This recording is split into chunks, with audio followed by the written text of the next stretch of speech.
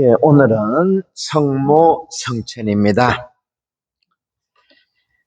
1950년 비오 12세 교황님에 의해서 선포되었는데, 성모님은 하느님 뜻에 가장 온전히 예랍고 응답하신 분이었기에 하늘로 바로 죽음을 거치지 않고 성천하셨다. 이 사실을 믿을 교리로 선포하셨죠.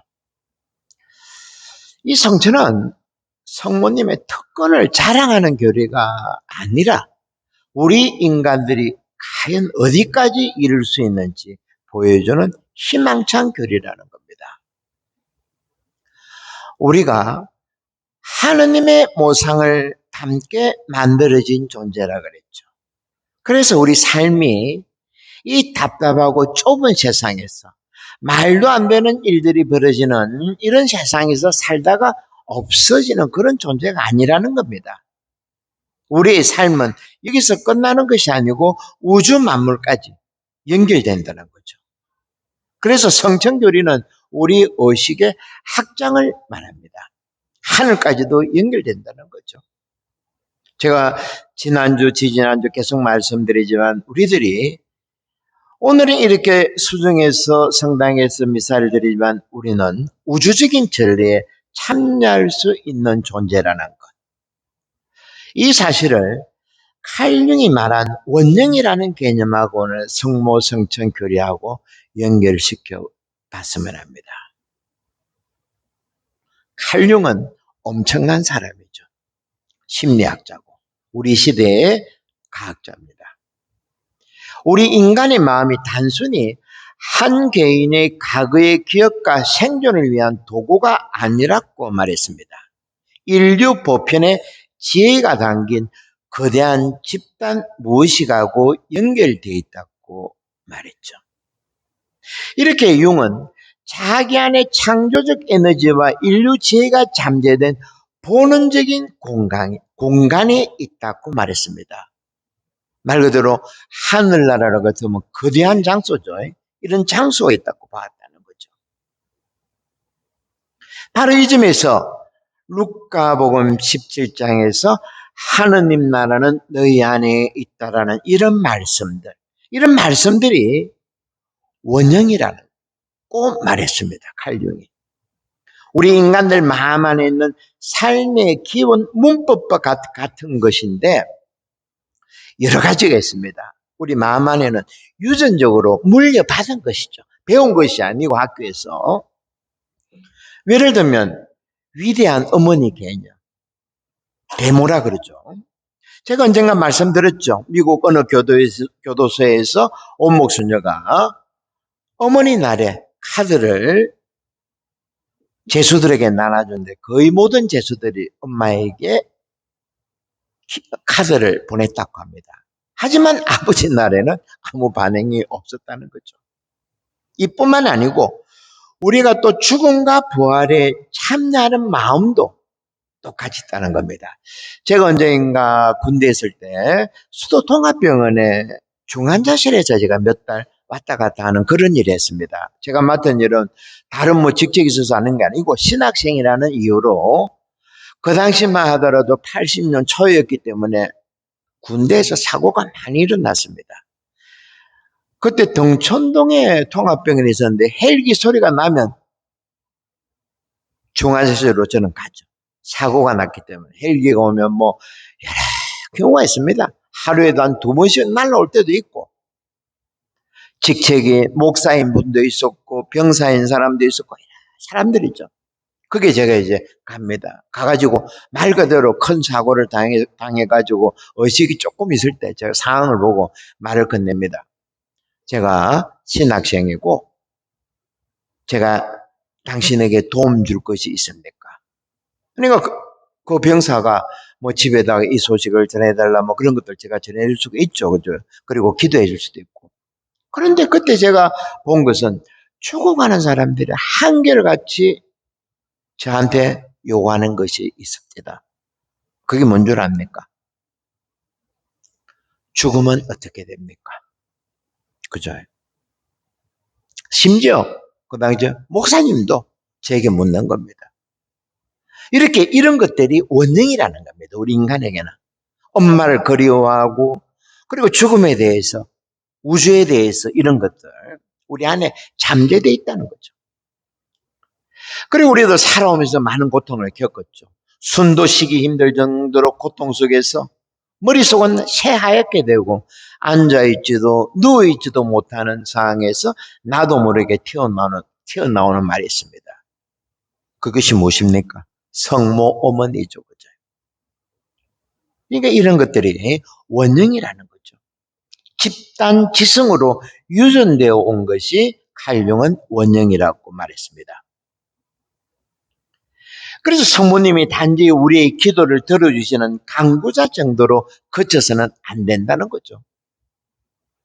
성모님은 이 몸은 주님의 종이오니 말씀대로 이루어지소서라고 이 고백 때문에 하느님의 어머니까지로 성격된 거죠. 그죠? 우리가 알고 있듯이. 이런 말씀들이 원흉이라는 겁니다. 성모님은 당신 안에 공간을 마련했죠. 어떤 공간? 하느님을 잉태하는 공간. 바로 이것이 칼융이 보았던 원흉이라는 위대한 그 개념입니다. 그런데 이런 가정교육을 받았던 예수님도 어떻겠습니까? 시간 될 때마다 한적한 곳으로 가서 기도하셨다고 나와 있죠. 루카 5장에서는 강야로 가셨고 또 어떨 때는 우리 보고 골방에 가서 기도해라. 그리고 게세마네에서 마찬가지죠. 이 원형은 내 뜻을 절대화하는 자아가 한 걸음 뒤로 물러나고 내 안 깊숙한 곳에 계신 하느님께 자신을 열고 성모님처럼 말씀대로 제게 이루어지소서 하는 이것이 우리들에게 원형이 된다는 겁니다. 이 한 말씀 때문에 성모님은 오늘 바로 하늘로 승천하셨다는 거죠. 그러니까 우리들도 집이나 직장에서 성당에서 큰 소리를 치면서 내 주장을 바닥바닥 우기면서 싸울 이유가 없다는 겁니다. 이것은 아직 우리가 성숙하지 못한 듯 유아적인 생각이죠. 가만히 나 자신을 지켜보는 것.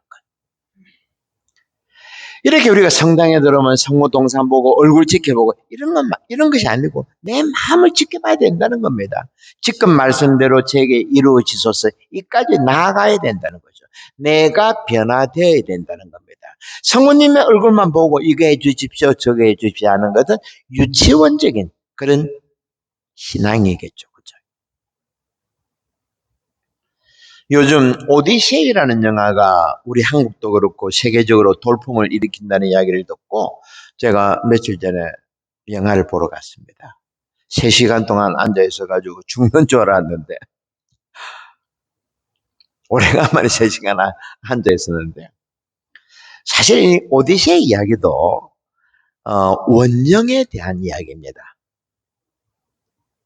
오늘 성모 성천 이야기 함께 연결시켜 보겠습니다.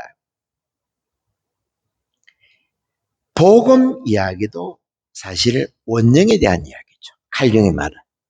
오디세이는 3000년 전에 호메로스가 썼다기도 하고 하여튼 누군가 써가지고 내려온 겁니다. 그리고 복음 이야기도 2000년 전에 2000년, 3000년 동안 우리 전 세계 사람들의 그것을 영을 흔들어 놓겠지 않습니까? 그런데 왜 갑자기 오디세이라는 영화가 특히 젊은 사람들에게 저렇게 돌풍을 일으키는가? 가만히 보니까 조금 이해는 됩니다. 지금 이 시대에 원형을 찾기 힘들기 때문에 젊은 애들이 마치 슈퍼맨 보러 가는 것처럼 뭐 배트맨이나 지금 이 시대가 위대한 스승도 없고 지도자도 없고 근데 제가 이 영화를 보면서 너무 그럴 수밖에 없죠. 그 두꺼운 책을 그 많은 스토리를 3시간 만에 소화시킨다니까 어쩔 수 없는 건 알지만 참으로 좀 실망을 좀 했죠. 적지 않게.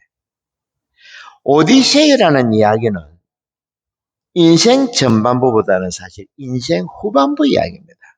여기 앉아있는 우리들 이야기라는 겁니다. 오디세우스는 자기 힘을 믿고 전반부에 우리가 그렇게 했던 것처럼 전쟁에서 수많은 사람을 죽이고 나쁜 짓을 했고 또 신들을 배신했습니다. 말 그대로 가짜 자기에 사로잡혀가지고 그런 나쁜 짓을 자행했죠. 그 벌로, 신이 내린 벌로 20년을 집에 못 들어오고 빙빙 돌다가 결국 집으로 돌아왔는데 문제는 인생 후반부로 연결해야 되는데 그만 여기서 거쳐버리고 마치 서부 영화식으로 선한 사람이 악한 사람을 처벌했다. 이런 식으로 마지막으로 쭉 장식하고 끝낸 것이 참으로 안타깝다라는 생각을 했습니다. 오디세이 이야기는 자기와의 투쟁입니다. 전반부 인생과 후반부 인생. 그리고 우리들은 여기 앉아있는 대부분은 후반부 인생을 살고 있죠. 그래서 우리들의 이야기라는 겁니다. 선과 악이 싸워서 선이 이긴다는 동화책이 아니고 후반부 삶, 즉 내가 변해야 된다는 겁니다. 내 안으로 들어가야 된다는 거죠. 이것이 칼융이 말한 원형적인 패턴이라는 겁니다. 그래서 오디세이 이 소설을 보면, 원작을 보면 집에 돌아왔는데 자기를 알아보는 것은 개밖에 없습니다. 어릴 때 강아지를 놔놓고 간 것 같습니다. 아들도 못 알아보고 자기 부인도 못 알아봅니다. 그리고 이 오디세우스는 거지 옷으로 자기 집으로 돌아오죠. 20년 만에. 여기서 여러분, 복음의 어느 장면이 생각 안 납니까? 오디세우스 이야기가. 머릿속에 살짝 스치고 지나가는 생각 없습니까? 탕자의 비유. 그죠? 같은 맥락이었습니다. 오디세우스는 3000년 전의 이야기고 복음, 탕자의 비유는 2000년 전의 이야기죠. 탕자도 집을 떠나가지고 엄청난 고생을 하고 거짓골로 돌아왔고 오디세우스도 거짓골로 집으로 돌아왔다는 겁니다. 그런데 그가 저질렀던 그 많은 수많은 업들 그리고 신들을 배반했던 일들 갚아야 된다는 것을 깨우치는 것이 사실은 오디세이라는 소설입니다. 서사시죠. 그래서 전반부에서는 배를 젓는 노 있죠. 노. 당시에는 노가 우리로 말하면 뭐 배가 자동차죠. 그죠? 배 타고 왔다 갔다 하니까. 젊었을 때 오디세우스는 노를 가지고 살았다 그러면 20년간의 죽을 고생을 하고 집에 돌아와서는 노를 지팡이로 삼아가지고 집을 떠납니다. 왜? 업을 갚기 위해서. 그리고 신들의 노여움을 풀기 위해서. 후반부의 삶은 완전히 바뀌는 거죠. 그리고 자기가 왕이었습니다. 오디세우스는 이 왕관을 아들에게 물려주고 자기는 떠납니다. 먼 길을 떠나죠. 이 오디세이 이야기는 삶의 패턴을 이야기합니다. 바로 이것이 원형이라는 겁니다. 칼융이 말은. 그러고 보면 복음도 마찬가지죠. 그죠? 복음도 탕자의 비유 얘기지만 바뀌어야 된다는 겁니다. 우리가 후반에 와서는 인생 전반부에서 나라고 생각했던 그 나를 넘어서 내 안에 있는 더 큰 존재로 넘어가야 된다는 거죠. 이것이 복음적 용어로 바꾸면 자신을 버리고 제 십자가를 져야 한다. 그죠? 이렇게 연결된다는 겁니다. 인생 후반부에서는 세상의 왕국에 대한 기대를 끊어버려야 되죠. 외부적인 것들. 인생 전반부에서 뭐 돈이나 집이나 땅이나 명예나 이딴 것들의 목숨을 걸었다 그러면 후반부에서는 전혀 다른 삶의 패턴을 보여야 된다는 겁니다. 여기서 바오로도 이야기했죠. 이제 내 안에 누가 산다고? 그리스도께서 산다고. 그죠? 이렇게 쭉 같이 연결됩니다. 제가 칼융과 성모님의 성천을 연결시킨다고 했죠. 칼융이 모든 인간들의 마음 깊은 곳에 원령이 있다고, 이 원령 중에 하나가 성모님의 말씀, 이 몸은 주님의 종이오니 말씀대로 이루어지소서. 이것이 바로 성모성천과 칼령이 이야기하는 것하고 오디세이라는 서사시가 말하는 것하고 쭉 같이 연결되는 거죠. 저는 오늘 하늘로 성천하신 성모님의 삶을 단 한 문장으로 표현할 수 있다고 보는데, 주님, 모든 것이 은총이었습니다. 이 한 구절이라 봅니다. 이 말씀은 당신 삶에서 고통이 없었다는 것을 말하는 게 아니죠, 그죠? 끔찍한 고통이 있었죠. 나이 30대는 말 그대로 눈에 넣어도 아프지 않은 젊은 아들을 십자가형에 죽어가는 장면을 지켜보면서, 얼굴도 못 보죠. 흘러내리는 피를 지켜보면서 그 고통 안에서 이런 고백이 나오는 겁니다. 주님, 모든 것이 은총이었습니다. 여기서 제가 예전에 여러분들에게 말씀드린 곡성 할매 이야기 기억하시죠? 그죠? 여기서 같이 또 연결됩니다. 잘 살았다, 사박사박. 이것도 마찬가지입니다. 아마 곡성 할매는 하느님도 모르고 부처님도 몰랐을 겁니다. 하지만 자식을 먼저 보내면서 참으로 인간적으로 억울했겠죠.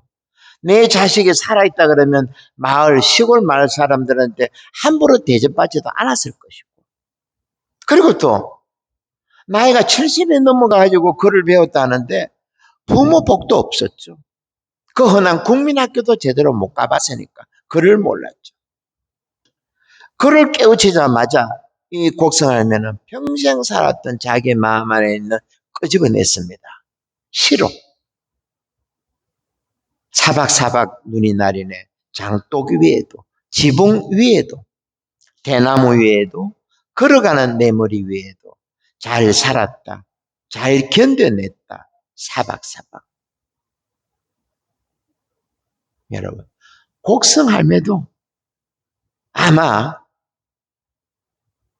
인생 후반부에서 자기 안으로 깊이 들어갔기 때문에 이런 시가 솟아올랐다는 거죠. 이것이 칼융이 말한 심리학적인 원형이라는 겁니다. 요즘 젊은 애들이 왜 오디세이 열강해가지고 영화를 보러 가겠습니까? 제대로 된 어른을 못 봤다는 거죠. 원형을 못 봤다는 거죠. 이상한 대통령 나와가지고 쓸데없는 이야기하고 우리들을 그냥 막 기분 상하게 하고 말입니다. 그죠? 어른이 없습니다. 그리고 우리 인생 후반부에서는 너무 깍 쥐고 있으면 안 됩니다. 사용을 바꿔야 된다는 거죠. 내가 죽게 살기로 내가 인생 성공을 위해서 살았다 그러면 그것도 물려줘야 되죠. 내가 죽게 살기로 집 한 채 마련하기 위해서 살았다 그러면 그것도 물려주고. 인생 후반부는 분명히 바뀌어야 된다는 것입니다. 그러니까 저는 몇 시간 동안 영화를 보면서 옆에 젊은이들 보면서 참으로 안 됐구나. 우리 젊은이들 좀 깨어나야 되는데, 그죠? 그러니까 또 논란이라는 감독도 좀 후반부를 좀 멋지게 좀 했으면 하는 아쉬움이 생깁니다.